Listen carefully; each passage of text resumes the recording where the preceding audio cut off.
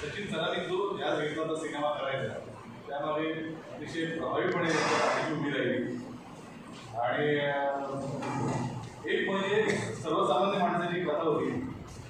की सर्वसामान्य घरातला माणूस जेव्हा राजकारणात जाण्याचा प्रयत्न करतो कार्यकर्त्याच्या स्वरूपात तिकडे जात असतो आणि मग कार्यकर्त्याची जी ससे होरपट जी कशी होते त्याच्या शेवटी हाती काय लागतं आता परिश्रम करून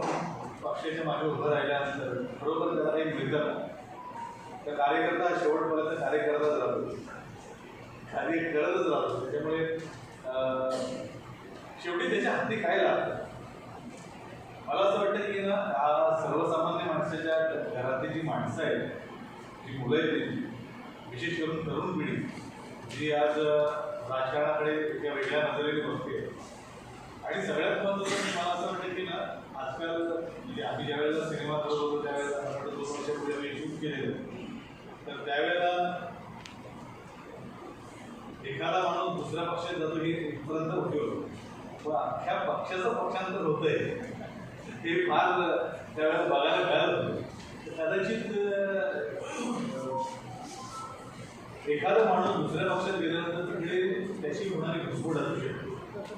तिथे त्याची जागा घेणारा कोणीतरी पक्षश्रेष्ठींचा कोणीतरी खास जवळचा माणूस असू शकतो म्हणजे ह्या सगळ्या गोष्टींवर भाष्य करणारा हा सिनेमा आहे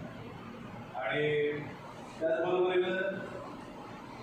त्याला होणारा त्रास आणि त्याचं घरावर होणारे रिफ्लेक्शन काय असतं म्हणजे त्याच्या पत्नीला काय भोगावं लागतं त्याच्या कुटुंबाला काय भोगावं लागतं त्या सगळ्यांचं चित्रण म्हणजे हा रायबा इनामदार नावाचा सिनेमा खरं तर त्याचं नाव रायबा इनामदार असतं पण त्याचा प्रामाणिकपणा बघून